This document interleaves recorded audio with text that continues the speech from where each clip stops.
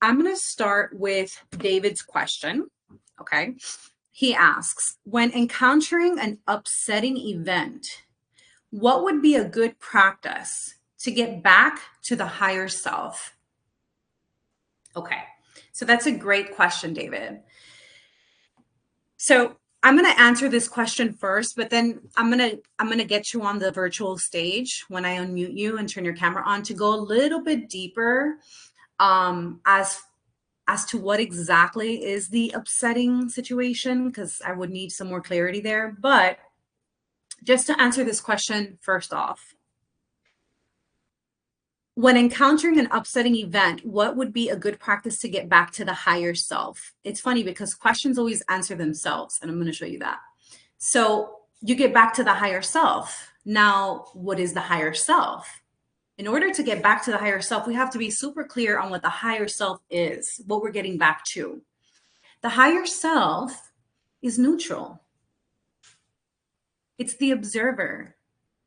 It's spirit. So it doesn't get upset, right? It doesn't have an attachment. It doesn't have a preference.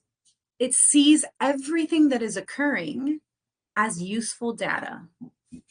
It appreciates everything that is occurring, even the upset, even the person that is triggering the upset.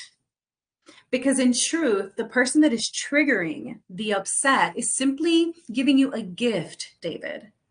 They're activating an unhealed wound. They're showing you, there's pain here. There's discomfort here. There's something within me that needs healing, that needs my attention. And so we get caught up in the upset, in the story, in the drama, in the other character that's playing their part in activating this trigger for us. But triggers are decoys. They are distractions. What they do is they say, hey, look at this shiny thing. Look, I'm upset. This person did this. Look at this shiny thing. So that you don't understand why this shiny thing is bothering you to begin with. You understand? It's like, for example, I know I'm very kind, very loving, very open-hearted. So if you were to tell me, oh, or if I were to hear, Erica is so rude, she is just not kind, it just wouldn't bother me, because it's like, do you know me? You obviously don't know me, because I know that I'm kind. But if you were to say, oh, Erica, she's just so unattractive, she is just not very attractive, that might hurt me a little bit because deep inside, there's pain there. There's pain there. I was bullied for being ugly, and there's pain there. So that would bother me. You see, that would be the upset. But so the only reason, or the only way that something can upset us, is simply when it's pointing us to where there's unhealed pain, right? To where there's a wound. And so the higher self, to get back to the higher self, and to make this very practical, because I am very practical and I like to know, how do I apply this wisdom or this information? So what you do is, since the higher self, your question is, how do I get back to the higher self when I'm upset? Well, you become the observer, because the higher self is the observer. So in that moment, the higher self is the higher wisdom, the deeper wisdom, the higher knowledge, the neutral aspect of yourself. You don't become David, in a sense, as far as you don't necessarily believe the story that he's telling and get so tied up into the emotions of it all, but you simply observe David in his discomfort, in his upset, and you become very curious in a very non-attached way. You just become very curious and you say, interesting, the higher self says. Interesting. David is upset about this. There's something about this situation or about this person that is upsetting David. And so instead of being upset and being in the drama, just observe, what is the story that David is telling? What is David making this mean? Is David taking this personally? And if he is taking it personally, there has to be, because there is a wound underneath. Because the only way we take things personal is if we believe that there is truth underneath. And so just becoming the observer when you're upset, okay? And just staying in this neutral place and assessing the data, assessing the information, and using that information to go higher, using that information to go deeper and to say, what does this remind me of? Why is this triggering me? Where is this upset coming from? And so that's the gift, and that's the beauty, and that's the pathway to the higher self, where you start to assess all the incoming data just as a means for your evolution and for your healing. So that's the way you come back to the higher self when you're upset. Now, let's answer Jill's question. So Jill, you sent you put two posts, but one of them was about lacking confidence, and there wasn't really a question. So when you're gonna post something in the Q&A, try to like make it a question so that it's just easier for me to answer, because what you put with the lacking self-confidence is more like a challenge you're experiencing, and we can go into that in the group coaching session where we can like really go into that challenge you're experiencing. So good thing you sent another question, which I love. I think we can all relate to it. So I'm going to answer the one that you actually asked a question with a question mark. Okay. So this one is, how to stop seeking validation from everyone else but myself. So I'm constantly sharing with those around me what is going on in my life, seeking validation. Let it be dating, work related, or just personal things going on. I am always looking for my friends and family members' approval, seeking validation from everyone else but my own self. How do I stop this pattern? So this is wonderful. This is a wonderful question, Joe. And I love that you recognize that it's a pattern. Sorry, they're doing they're doing work right now in my house, so I don't know if you can see one of the workers outside of my window. I don't know if you guys can like see my whole office or not, but okay. So I love that you can recognize, Jill, that that's a pattern. First of all, that that's not who you are. Okay. It's just a pattern. And that's a very important distinction to make, because you're not, I don't hear you saying like, you know, how can I change myself? You're just saying, how can I change this pattern? Right? And so that's great. I love that you asked that question like that, because you're creating a space between yourself, who you are, who you know you really are, and the pattern. And when you can create a space between yourself and the behavior, even the internal dialogue, even the emotion, that's higher self mastery. That's how we can actually change patterns. And so, what I want you to start to do with this is to recognize the pattern. Like, basically, if you know that when you speak to your mom or you speak to your sister or you speak to your friend, most likely, especially if like you have something going on, like you just started dating someone, or I don't know, you want advice on a particular situation that you just experienced, you know you're going to be looking for that validation. You know you're going to be looking for advice, right? So get ahead of the pattern. So when you know that you're going to ask, before you ask, don't ask. When you know you're going to tell, right? You're going to tell what's going on to get that external validation, don't tell. And it's going to feel very uncomfortable, because this is an NLP, neurological linguistic programming. This is a pattern that you have, a literal neurological pattern that you have formed and created in your mind. So it's going to be very difficult to stop the pattern in the beginning. You might feel very uncomfortable because your brain's going to say, oh, we're not going down that pathway. What's going on? Where do I go? And so it's okay. You just notice that you want to ask. So you get ahead of the pattern. You notice that you want to ask, that you're seeking that external validation or that approval, and then you don't ask. And when you feel the need to ask, or you hear the voice, like wanting to ask, you go within yourself, even when you're in front of another person, you take a breath, you go within yourself, and you say to that voice, to that aspect of yourself, you don't need their validation. You don't need their approval. I am here to give you the validation that you need. I am here to give you the approval that you need.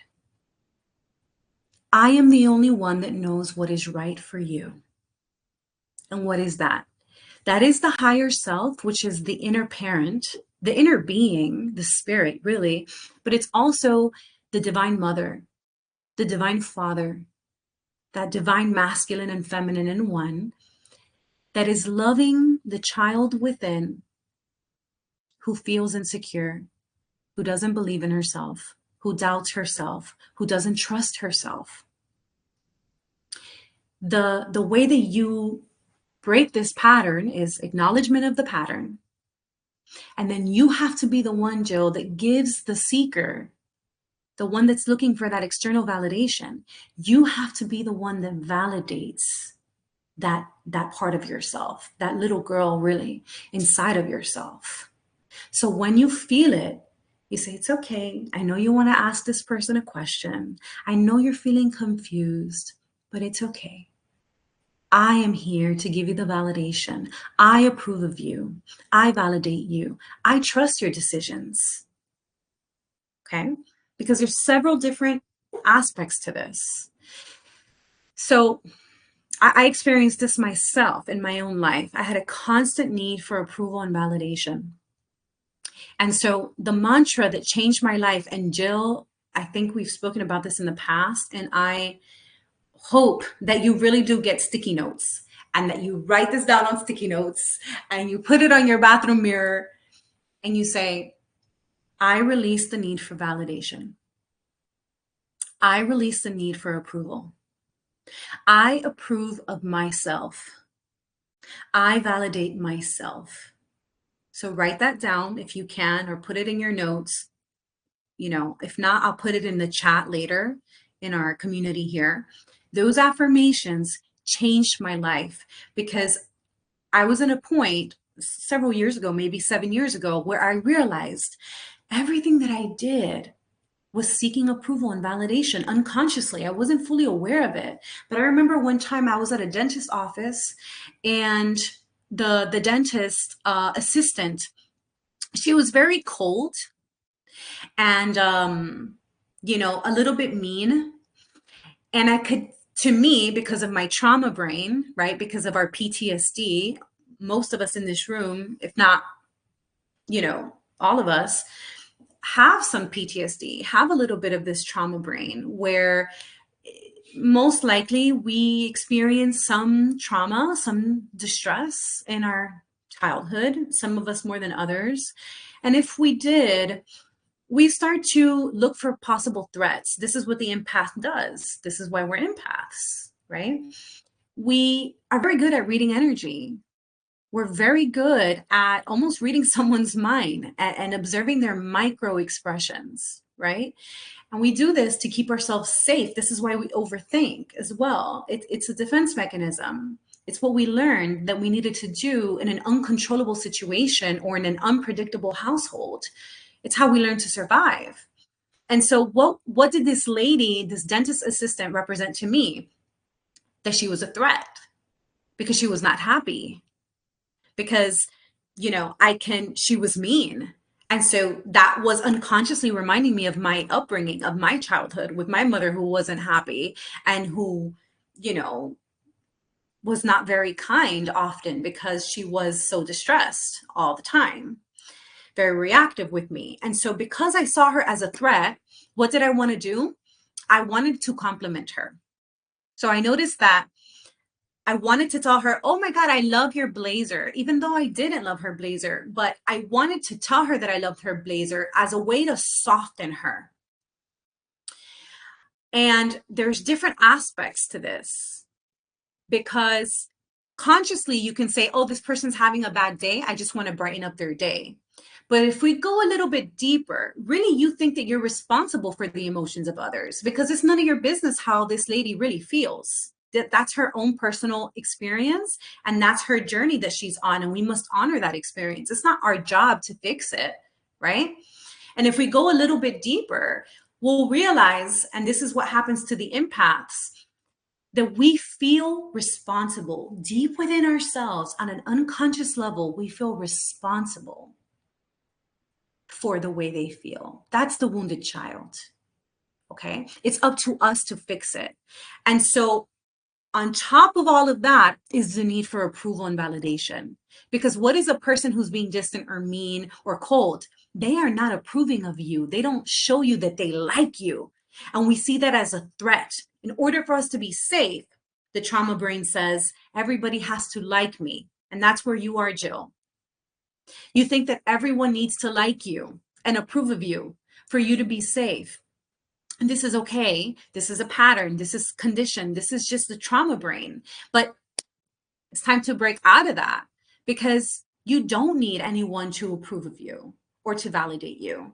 Most people do not approve of themselves. Most people don't like themselves. So you're seeking for something that most people cannot give you because most people do not have it for themselves.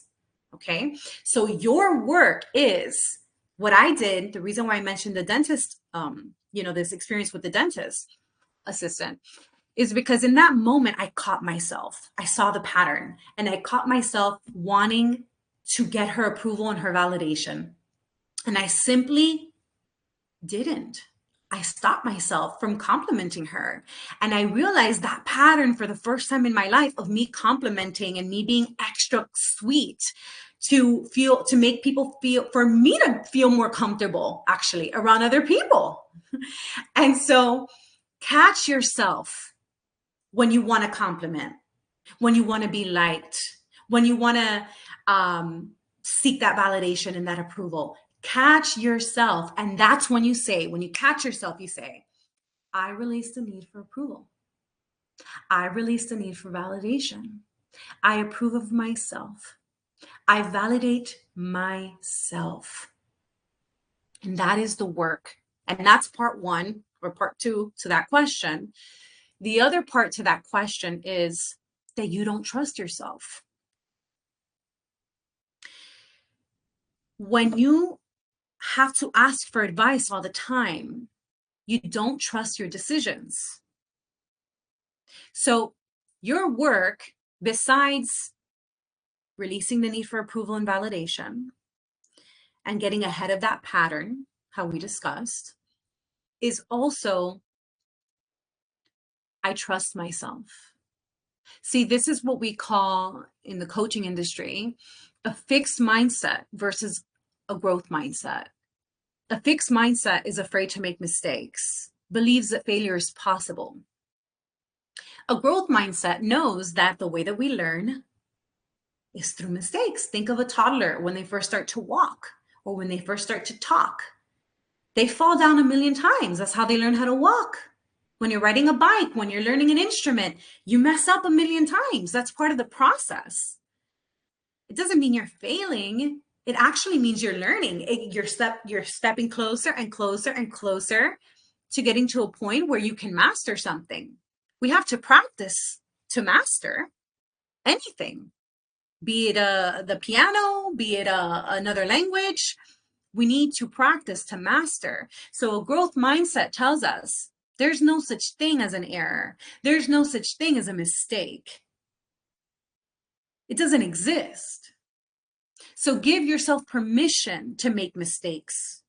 Give yourself permission to get it wrong. Not because if you get it wrong, you're not going to have a consequence. You might, but it's trusting. A growth mindset is trusting that you have the capacity within you, Jill, to correct it down the road or to get through it. You understand? Not that it's going to be perfect, not that it's going to work out, not that it's going to go, exactly as you planned, but that you have the strength, the courage, the capability, the capacity, the wisdom, all the things to keep going. Even if you mess it up, even if you get it wrong, even if you fail. Okay? So start trusting your decisions.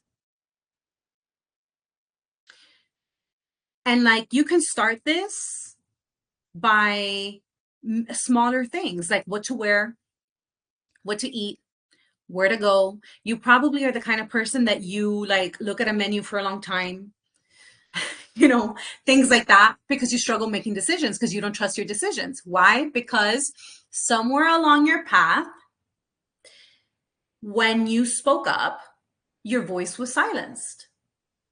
Or you were brought to believe that your opinion didn't matter or that your voice didn't matter. So what happens? You stop trusting yourself and you start asking mom, asking dad, asking sister, asking friend, what's right for me? Because I don't know what's right for me. Because I thought I knew what was right for me, but my mom or my dad or my caretaker or whoever made it very clear that I don't know anything, or that I can't trust myself, or that I don't make good decisions, or that I'm not smart enough, or whatever. And so now I just can't do it. I just can't make a decision. I just can't trust myself. And that's a lie that you bought into. And in this class coming up, the mastery class, I think it's on Thursday, this is an exercise that we're going to do. We're going to write down all the lies we bought into, basically all of our distorted beliefs. We're going to write them all down in every area of our life, from our finances to our health to our personality, ourselves, family, love, relationships, all the things, even God, religion. We're going to write down all of our beliefs that are shadow beliefs, that are distorted beliefs, that are out of alignment with the truth, the lies that we bought into. And then we're going to change that. And we're going to see what is the truth. What is the truth? And we're going to start to literally reprogram our minds and change our beliefs. So that's going to be a very powerful class on Thursday. So I hope to see you guys there. Okay. So Jill, I hope that this answers your question. It was a bit of a 3-part answer. So start trusting your decisions with the small things. I'm going to wear this. I'm going to eat this. I'm going to choose this. That's it. If you don't like it, order something next time. Buy a different bread the other time. You know, it's like start with the little decisions and then just write that affirmation down, that mantra down. I give myself permission to make mistakes. It's okay. I trust myself. Write that on your mirror. I trust myself. I trust myself. Only I know what is right for me. Write that down. Only I know what is right for me. Because it's true. There's only one Jill. There's only one David. There's only one Joshua. There's only one Jason in the entire universe. So what is true for Ashley might not be true for Jill. What is the experience of Melissa might not be the experience of David. So it doesn't matter what Melissa thinks about David's situation necessarily, because he knows what is right for him. He's the only one that is in his own experience. So we're all different. So other people don't know what's right for you, Jill. Only you do. The question is, why don't I trust myself? Okay. So, okay, so it's 12:35. We have a few minutes left. So I'm going to call you up on this stage, Jill, just because I just finished your question. And so you can mute yourself. You can turn your camera on. I just want to go a little bit deeper with you. I just want to know how that answer resonated for you. Do you feel that that answered your question, or do you need more clarity? No, it answered it perfectly because hi David. Hi David. Nice to meet you, David. Yeah, no, Erica, it just goes to show because I know we've talked about something similar and that I need to feel safe, and it's that programming in my brain. But it goes to show that it's like you've said, the metaphor of like it being a washer and dryer. Like you have to keep putting it in the wash, putting it in the wash, because I've heard these things from you before, and look how much it goes back to my old way of thinking, and the old, because it's so ingrained. So it just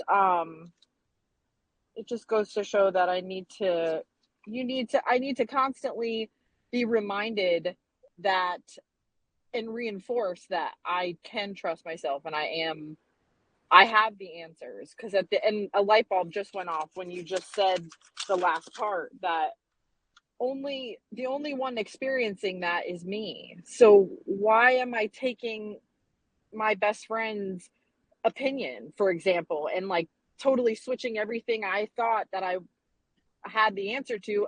Now that I've heard other people, it's like, oh, well, no, they must be right. And like, they're not me. So how would they know? That was kind of a light bulb moment right there. So yes, I took notes. You answered everything. Beautiful.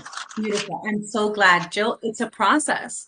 Like I Yeah. teach this, I study this, I'm certified in all of this, and I've done so much work. Yet I was so stressed opening this membership and the learning curve around it and all of it.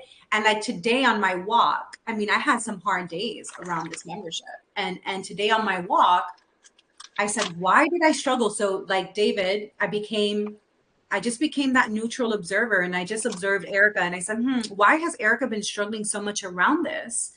And it just, you receive the insight so much quicker when you're not identified with the story and every emotion and every thought. And I just received, because she's looking for, she's trying to prove something. And I said, interesting. Who would be trying to prove something to someone? Someone who still is searching for validation and approval. You see? Now, I don't seek validation and approval when I go to the store from men. I don't ask other people for advice, none of that. But it shows up in different ways. That's why I tell you, you got to keep doing the work. The good thing about this membership is it's just 3 4 times a month, but it's like coming back to like, oh my God, yeah, because it's a process. You know what I mean? It really is a process, and continuing. As you continue on, you're going to notice new triggers. You're going to notice old patterns. It's not like, okay, it just goes away. It lessens, yes, but there's always a little bit of residue left, you know? So it's important to continue to do the work. Continue. And what is that? It's just the awareness. It's just coming back to this space, to this environment, to even observe yourself and to see the patterns and to see where it's coming from, and all of that. It's just, this is what matters. This is what we're here for on the planet, to evolve, you know? So this is what really matters, this work. So I'm so happy that that resonated with you, and that you, like, a light bulb goes off. That's what I strive for, that a light bulb goes off, that there's some insight, there's another little piece that comes into you that's like, oh yeah, that's it. So that's a job well done. Mm-hmm. Good. Okay. Do you have any other questions or anything before we go?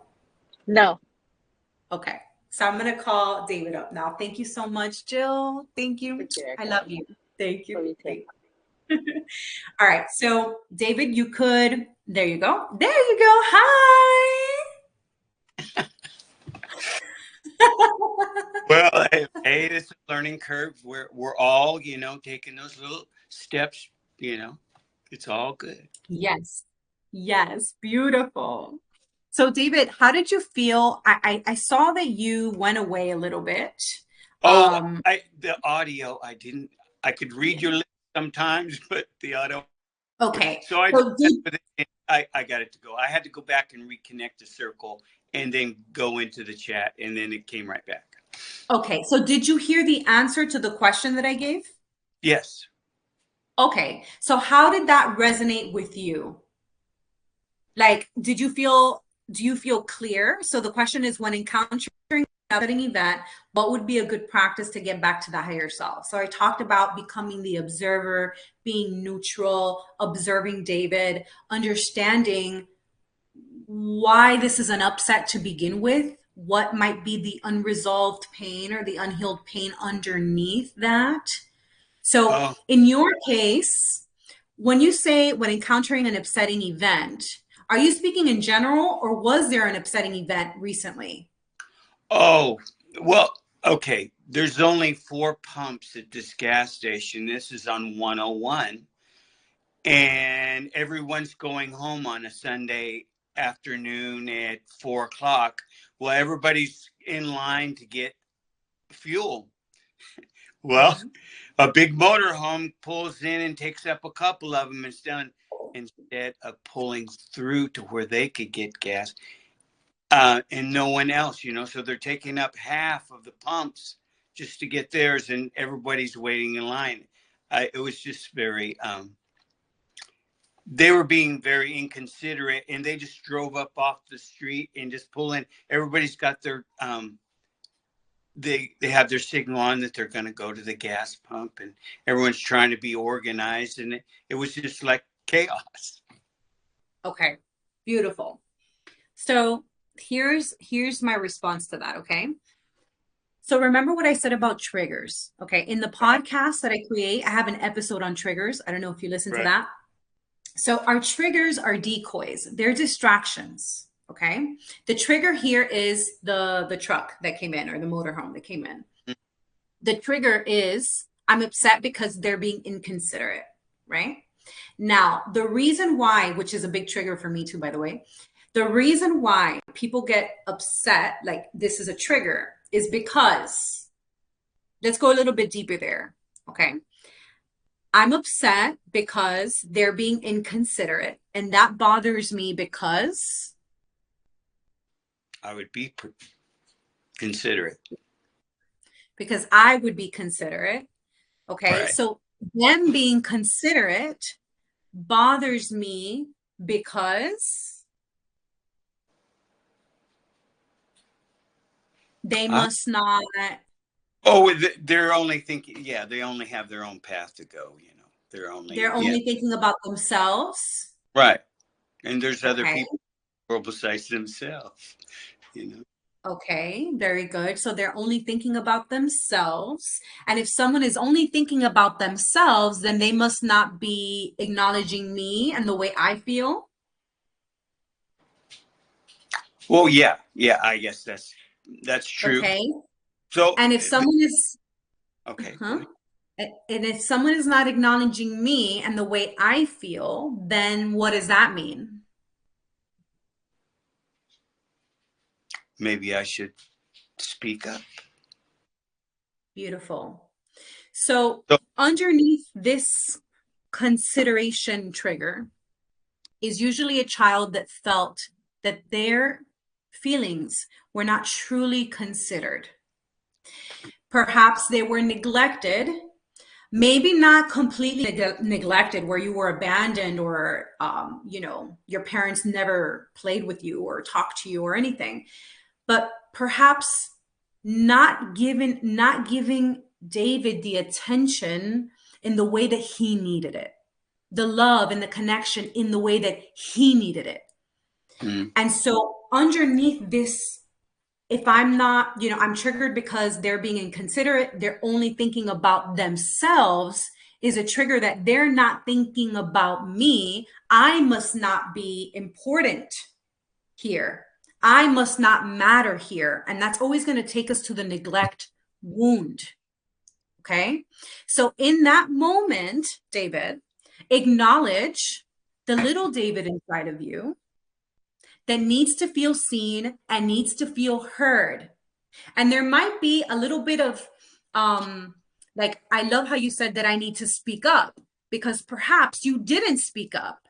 And sometimes in your childhood or growing up, and sometimes when we feel that we need to speak up, there can be a little bit of irritation or a little bit of like anger because it's simply telling us that there's a boundary here that has been crossed. We're not putting ourselves first in our life. We're not really putting ourselves first. Mm, Okay. yes.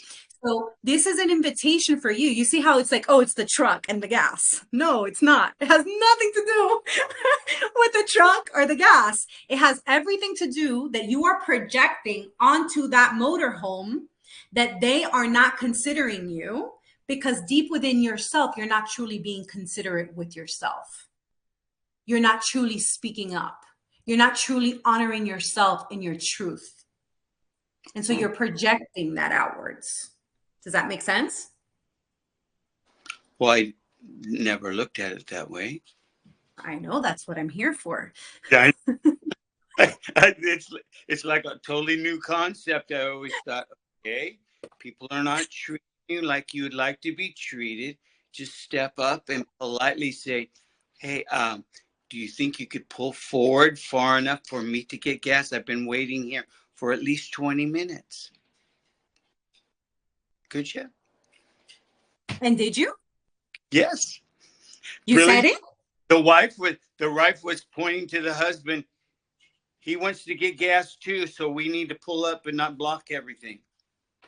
So That's yeah. wonderful. I'm very proud of you for speaking up, David. But you have to be it in a nice, gentle manner and not, just kind of say, "Hey, I've been waiting. I have my turn signal on here. You could actually see you came off the road." And anyway, it all worked out, and we visited at the pumps later. So it's Wonderful.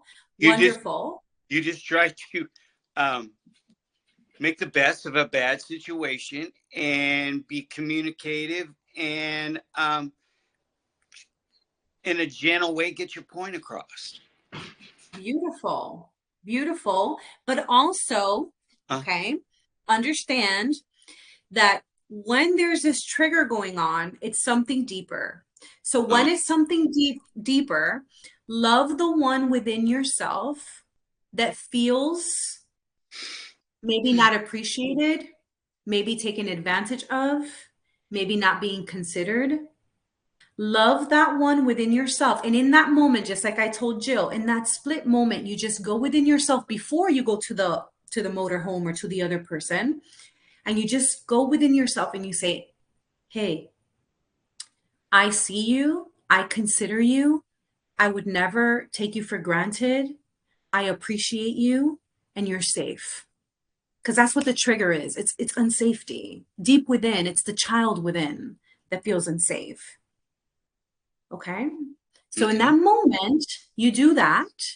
And then you notice, what is this inviting me to do? So from a neutral perspective, you view the situation from the higher self and you just notice, what is the invitation here? And the invitation here, which you did, and I'm so proud of you, was to speak up, to say something.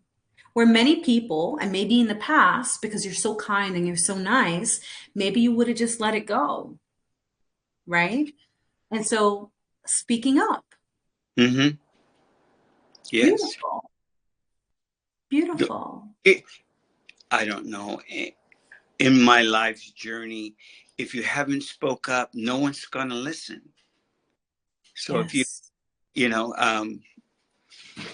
say, "Excuse me, um, I'm waiting," or just kind of let them know that, hey, you're not the only person on the planet. Yeah. Beautiful. I love that. Well, you don't want to be aggressive. You just want to be heard, if you will. Yes. Yes. Yeah. Beautiful, David. So do you feel that I answered your question? Do Oh you yeah. feel complete? Oh yeah. Yeah. Beautiful. It's perfect. Beautiful. So we're over time, but I see that Joshua's raising his hand. So I'm going to take you off the virtual stage. I'm going to call Okay. Timothy, All right. Joshua. Sorry, you show up as Timothy, Joshua. I'm going to call you up, Joshua, to see if you have a question. Okay. I know that we're over time. If anyone needs to go, feel free to go. You can always watch the recording later. Thank you so much, David. I hope that answered your question. And I look forward to seeing you on our next call. So thank you so much, David. Thank you for Thank being here. And thank you, Jill, as well. Thank you. All right. So Timothy, Joshua, can you change your name to Joshua, please? Because I read it and it says Timothy. Let me invite you in as a co-host so I can get you on the stage, okay? This is my first time doing this, today. So bear with me, Joshua. Okay. Okay. Joshua, you should be able to get on the stage. I see there's two of you here, like two accounts or something. Let me see. No? Yeah. Okay. Okay. I invited you, Joshua. You should be able to get on the stage. Do you see? Oh, I see. You're raising the hand for this one. Okay, so let me remove you here and let me get you on here. Invite to co-host. Okay, that should work there. Thank you all for your patience. Hi. Hi. Hi. So nice to see you. Yeah, it's good to see you too. Sorry, I'm working, so I've just kind of been filling in. No worries. Thank you so much for being here. Did you have a question? Kind of like David, I guess. The same question would be, I have I the aggravation moments sometimes where little things just aggravate me or irritate me. And like something gets misplaced and I can't find it. And I tend to just blow things out of proportion. And I feel like it's one of those, it's not a big deal, but I feel like it's one of those why has God forsaken me moments. And um it's just the pattern that I have sometimes with just getting aggravated at little things that really shouldn't matter. So it's kind of like David's too, in the same fact, um, coming back to the higher self. Okay, so ask me the question. What would the question be? Um, what is a trigger that causes that when you get irritated or aggravated over something not you know pretty minor, over just losing something, and you just feel like, why has God forsaken me? What is that trigger? Okay, well, that's big because the why has God forsaken me is very deep, right? Right. Like Yeah.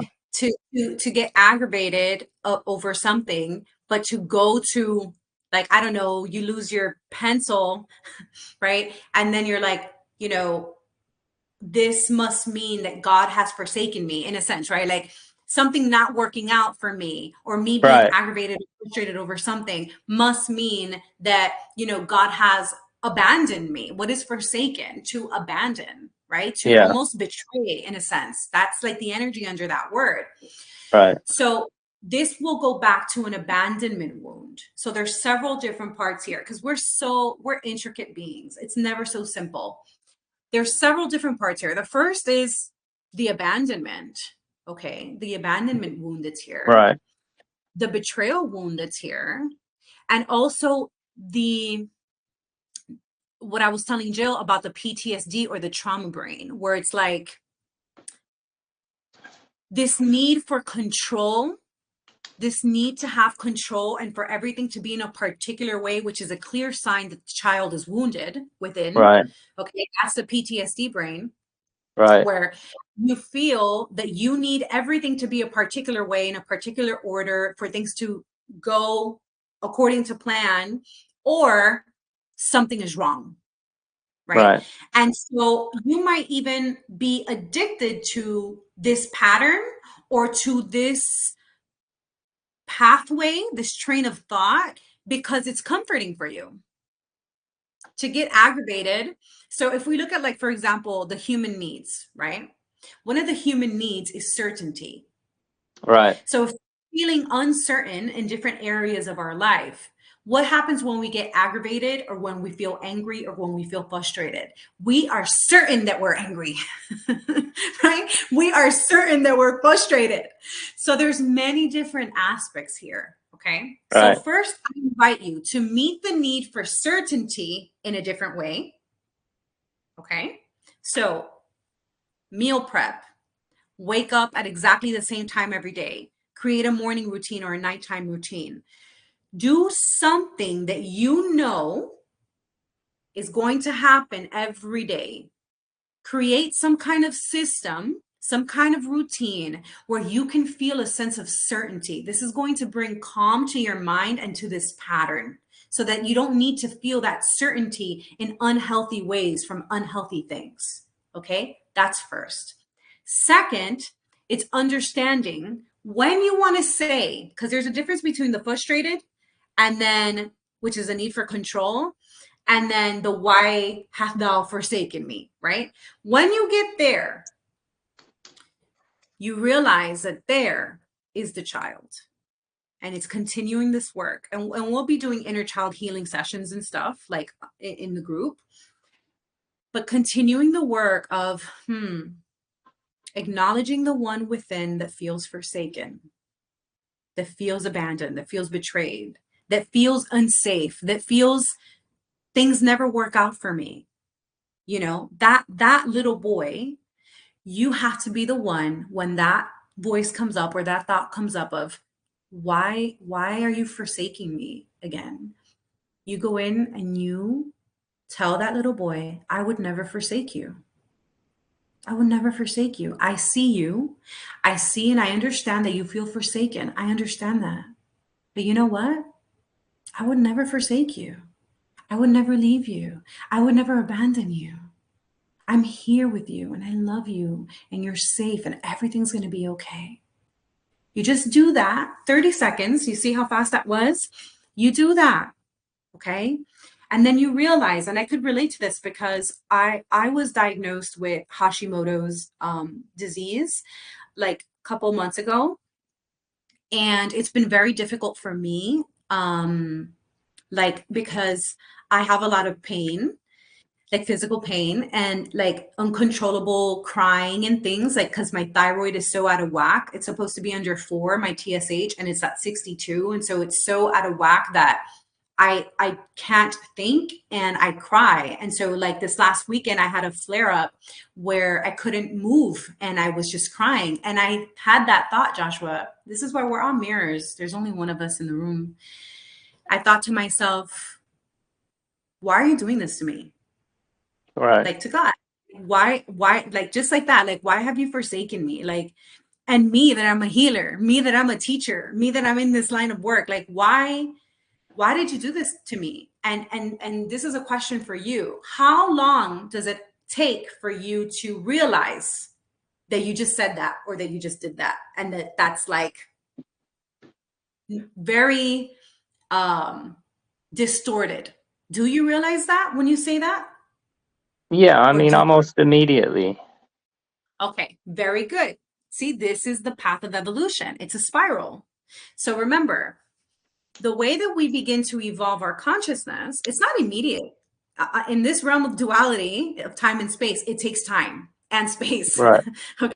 So, first, when we are unconscious, we're going to react and we're going to have no idea that we reacted, no idea that we just had a distorted thought, no idea that we just did something that was totally out of alignment with truth, right? Because we're completely unconscious. As you Right. start becoming conscious, the deeper the deeper the wound, right? The deeper the pattern, the harder it is. But what will start to happen is as you become conscious, it will happen and then you'll realize that it happened. Maybe a couple days later, maybe the next day. When you start to realize that it happened immediately after it happened, very good. You are progressing a lot because now you're becoming very conscious. Now, when we start evolving more, we're going to notice it while we're doing it. Okay. So we literally observe ourselves. Like that's what happened to me over the weekend. I asked the question, and in the experience of me asking the question, I was conscious that I was asking the question and that the question was distorted. I was aware of it as I was doing it. And so in that moment, when I asked that question and I was crying and I was in that victimization mode, and I said, huh, interesting. I observed myself and I said, I must still believe that God, can punish me.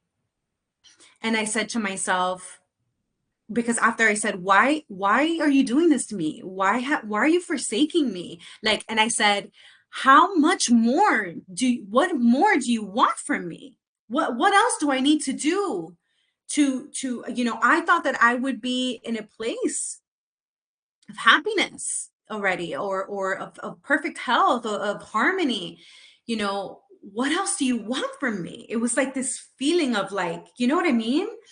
And as I asked that question, I realized I was asking that question, and I just went within myself and I just saw,